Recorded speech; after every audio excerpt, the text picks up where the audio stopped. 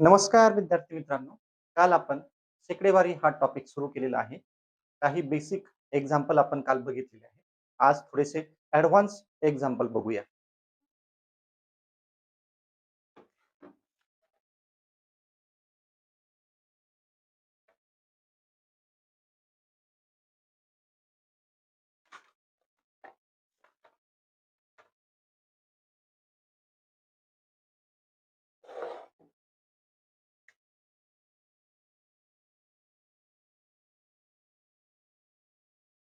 पहिले जो एक्झाम्पल आहे ते आहे 21चे 8%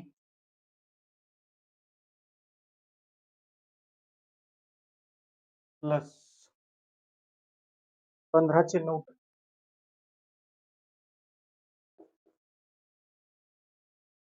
बरोबर किती? कालच्या सारखंच एक्झाम्पल आहे. फक्त काल एवढंच होतं, एवढ्याच काढायचं होतं.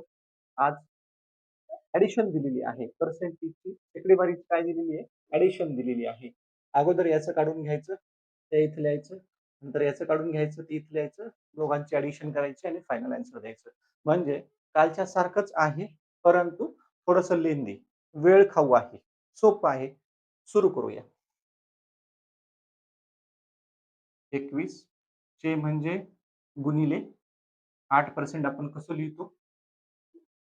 8% आपण 8/100 असे लिहितो. ते इथे लिहून घेऊया. 8/100 प्लस 15/9. 9/9% कसं लिहितो आपण? हे असं लिहितो. हे कसं लिहिणार?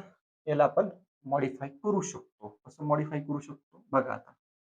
21 × 8/100 प्लस वरच्यांची मल्टिप्लिकेशन डिवायडेड बाय छेद. वरती इकडे पण तसंच, वरच्यांची मल्टिप्लिकेशन डिवायडेड बाय 100. आता बघा, याच्यामध्ये इथं मल्टिप्लिकेशन असल्यामुळे आपण डायरेक्ट कॅन्सल आउट करू शकतो. इथं मल्टिप्लिकेशन असल्यामुळे कॅन्सल आउट करू शकतो. आता बघा, 100ला 4ने भाग जातो आणि 8ला सुद्धा 4ने भाग जातो. मग 100ला जर 4ने भाग दिला, 100ला जर 4ने भाग दिला तर आन्सर काय येणार आहे? तर 25. बरोबर. आणि 8ला जर 4ने भाग दिला तर काय येणार आहे? 2 येणार आहे. म्हणजे इथं काय होणार आहे बघा. काय करायचं, असं सॉल्व्ह करताना खालचा जो छेद आहे आणि वरचा जो अंश आहे त्याला एकाच संख्येने भाग जात असेल तर आपल्याला कॅन्सल करता येतं. जर एका संख्येने भाग जात नसेल तर आपल्याला कॅन्सल करता येत नाही. इथे बघा, 8ला 4ने भाग जातो आणि 100ला सुद्धा 4ने भाग जातो. म्हणून आपण काय करू शकतो, इथं 4ने भाग देऊ. ओके. 4ने भाग दिला तर इथे येतील 2. बरोबर. म्हणजे काय? 4 1 4, 4 2 8. हे झाले 2. नंतर खाली बघा, 4ने भाग दिलेला आहे 100ला, तर किती आलेले? 25. हे झालं. आता इथे बघा, 100ला 5ने भाग जातो आणि 15ला सुद्धा 5ने भाग जातो. 15ला जर 5ने भाग दिला तर इथं 3 डायरेक्टली, आणि 100ला 5ने भाग दिला तर येतं 20. हे इथपर्यंत सॉल्व्ह झालेलं आहे. आपण पुढे सॉल्व्ह करूया. त्यानंतर बघा, याचं मल्टिप्लिकेशन 42 डिवायडेड बाय 25 प्लस 21 2 जा 42, 21 2 42 छेद 25 प्लस 3 9 27 डिवायडेड बाय, बरोबर. हे असं आल्यानंतर आपल्याला याची ऍडिशन करता येत नाही. ऍडिशन कधी करता येते? जेव्हा छेद समान असतील तेव्हा आपल्याला वरच्यांची ऍडिशन करता येते आणि छेद घेऊन देता येतो आहे तसंच. परंतु इथे छेद समान नाहीत तर आपल्याला एकतर क्रॉस मल्टिप्लिकेशन करावं लागतं किंवा छेद समान करून घ्यावे लागतात. क्रॉस मल्टिप्लिकेशन करायचं म्हटलं तर इथं गुणाकार करावे लागेल आणि गुणाकार करण्यासाठी आपल्याला जास्त वेळ लागू शकतो. त्याऐवजी आपण काय करून घेऊया, फक्त छेद समान करून घेऊया. छेद समान करायचे म्हणजे काय असतं, तर ह्या दोघांचा लसावी काढायचा असतो. आता आपण एक्झॅक्ट इथे लसावी काढत बसणार नाहीये. त्या दोघांचा लसावी मला माहिती आहे, तुम्हाला तो सांगतो. तो लसावी येणार आहे 100. तर 100 छेद येण्यासाठी आपल्याला काय करावं लागेल इथं? तर 25 ला 4 ने गुणावे लागेल. इथं सुद्धा 100 छेद येण्यासाठी आपण 20 ला 5 ने गुणायचं. तर गुणूया. म्हणजे काय करायचं छेदला जर आपण 4 ने गुणलं तर अंशाला सुद्धा 4 नेच गुणावं लागतं कारण त्याचं व्हॅल्यू चेंज करता येत नाही. तर करूया. 42/25. आता इथं 100 आणायचे. म्हणजे 25 ला 4 ने मल्टिप्लाय केल्यानंतर 100 येते आणि 42 ला काय करायचंय? इथं 4 ने मल्टिप्लाय केलं म्हणजे इथं पण 4 ने मल्टिप्लाय करायचं म्हणजे याची व्हॅल्यू चेंज होत नाही. प्लस इथं 5 ने मल्टिप्लाय करू.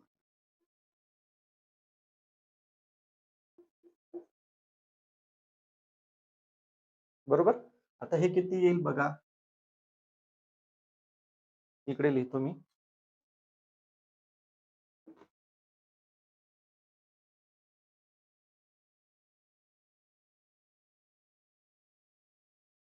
बघा 4 दुनी 8, 4 चौक 16, 168 डिवाइडेड बाय 100 प्लस 27 5 जा 135 डिवाइडेड बाय 100. आता मात्र याची आपण ऍडिशन करू शकतो कारण छेद समान झालेले आहेत. तर मग ऍडिशन बघा 168 प्लस 135 डिवाइडेड बाय 100. इथे मात्र एकदाच घ्यायचे कारण दोघांची ऍडिशन. 8 आणि 5 13, 5 1 4, कारण 6 10, 5 1 2 आणि 1 3, 303 डिवाइडेड बाय 100 म्हणजे हे किती येणार आहे 3.03. याचा आन्सर किती येणार आहे 3.03. ओके. असे सोपे एक्झाम्पल आहेत ते आपण एक एक बघून घेऊ. नेक्स्ट एक्झाम्पल फास्ट मध्ये बघू.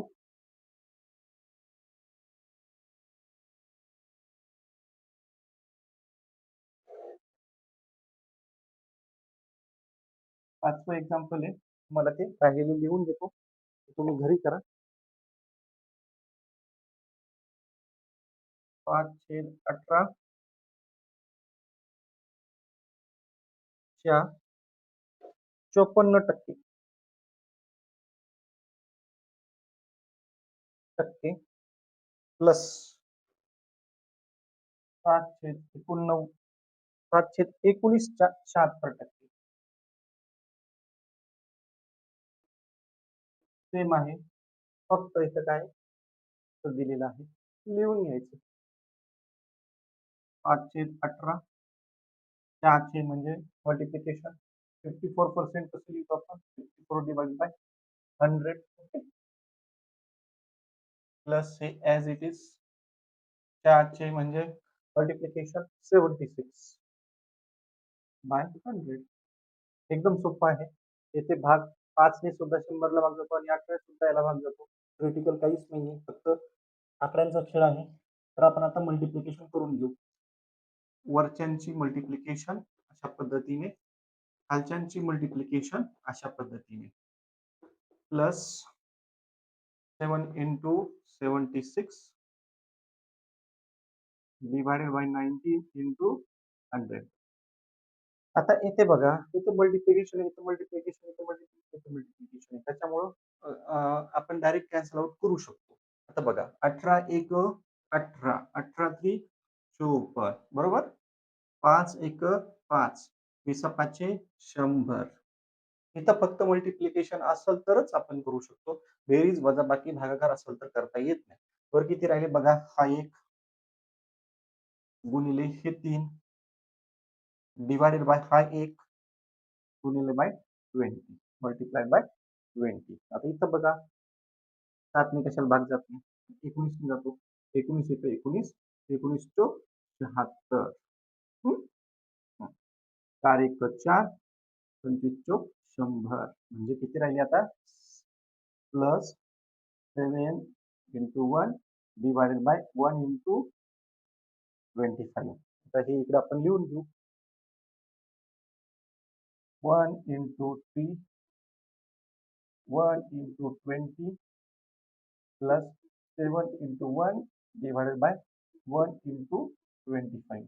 आता बघा, 1 ने कोणत्याही संख्येला जर गुणलं तर ते उत्तर त्या संख्ये एवढंच येतं, म्हणजे 3/20 प्लस 7/25. परत एकदा छेद समान नाहीत. छेद समान करून घ्यायचे. मागाशी सारखंच होतं. छेद समान करण्यासाठी यांचा एलसीएम. एलसीएम काय असतो, तर याचा पाडा आणि याचा पाडा लिहून घ्यायचा.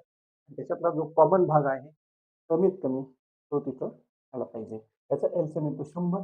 आता छेद आपल्याला काय करायचं, 100 करायचं. म्हणजे काय करावं लागेल, मल्टिप्लाय बाय 5, त्याला मल्टिप्लाय बाय 4. तर छेदाला मग आपण एखाद्या संख्येने गुणत असतो, तर अंशालाही सुद्धा त्याच संख्येने गुणायचं. इथं 100 करायचे, 5 ने मल्टिप्लाय केल्यानंतर छेद 100 होईल. वरती पण अंशाला सुद्धा 5 नेच मल्टिप्लाय करावं लागेल. इथे सुद्धा बघा, छेद आपल्याला 100 करायचं आहे. मग 25 कोणत्या 25ला कोणत्या संख्येने गुणल्यानंतर छेद 100 होईल, 4 ने. म्हणून वरती पण 4 ने मल्टिप्लाय, खाली पण 4 ने मल्टिप्लाय. आलं? इथपर्यंत झाल्यानंतर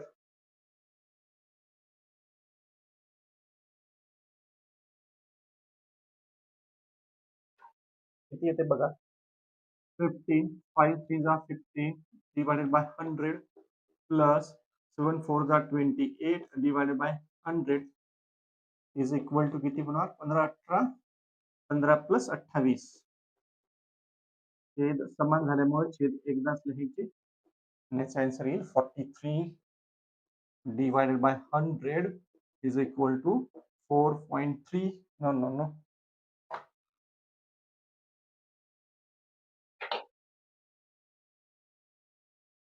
0.4. ओके.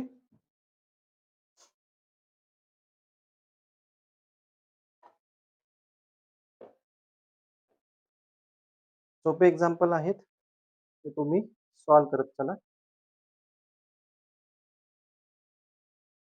आता नेक्स्ट टाइम हे 2 झाले, हे सॉल्व करता आलं पाहिजे. आता आपण थोडस आणखी लेंदी, थोडस हार्ड घेऊया.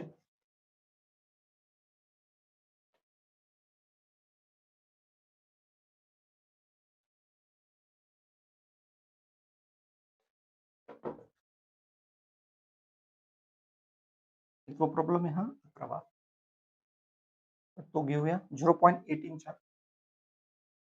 0.18च्या किती पर्सेंट आहे, 6%.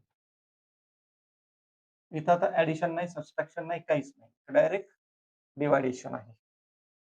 1.2च्या 9,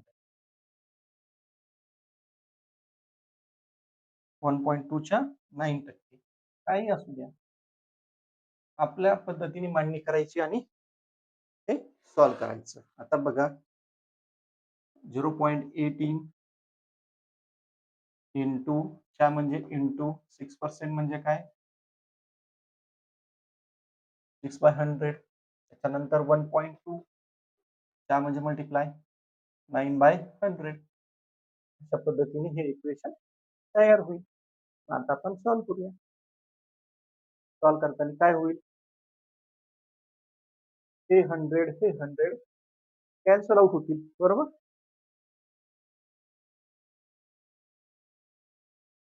बरोबर आहे ना, कारण हे 100 आणि हे 100 कॅन्सल आउट होतील.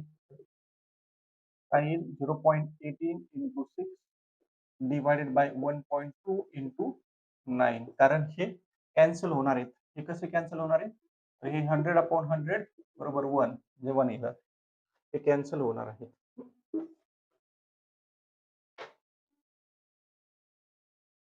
कॅन्सल झाले, असं आलं. तर आता आपण भाग देऊया. तो पण साधा भाग, असा भाग देऊ शकतो. 18/8 म्हणजे तो येईल 1.08. 12×9 = 108. Answer 1.1.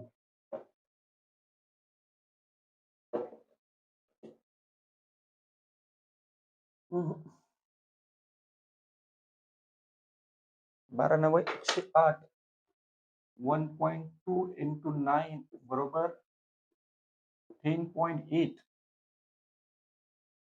So here write 10.8 and this is equal to 0.1. हे 0.1 कसं आलं हे बघा.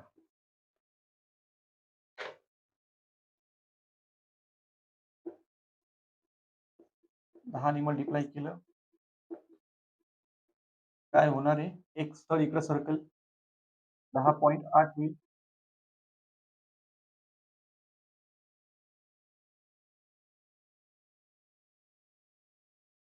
त्यानंतर परत 10 ते तर 0.1च येणार आहे. किती वाढत गेलं तरी. तर याचा आन्सर येते 0.1.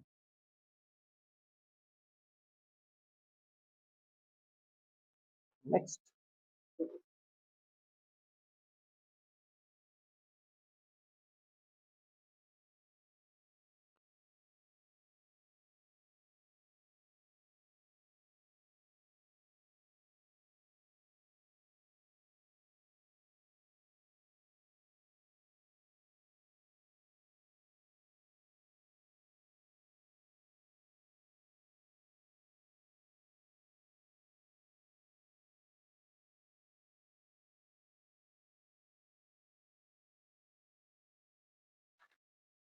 प्रॅक्टिससाठी एक्झाम्पल घ्या. प्रॅक्टिससाठी एक्झाम्पल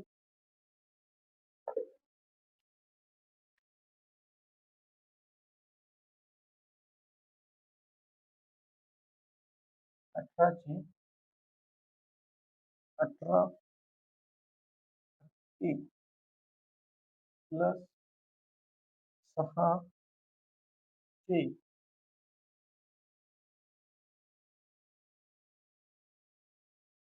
7 काढायचे.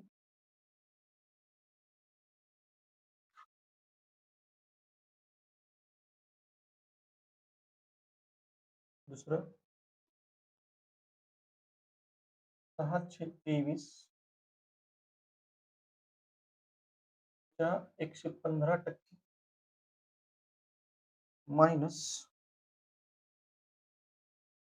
9/17 34% बरोबर किती. त्याच्यानंतर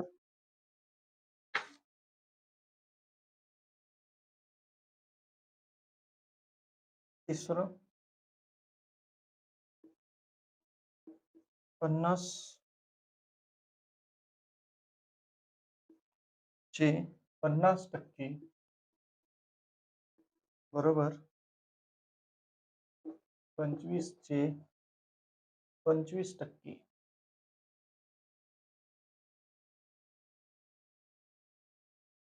हे 3 एक्झाम्पल सॉल्व करा. प्रॅक्टिस होऊन जाईल. ओके. थांबूया इथे.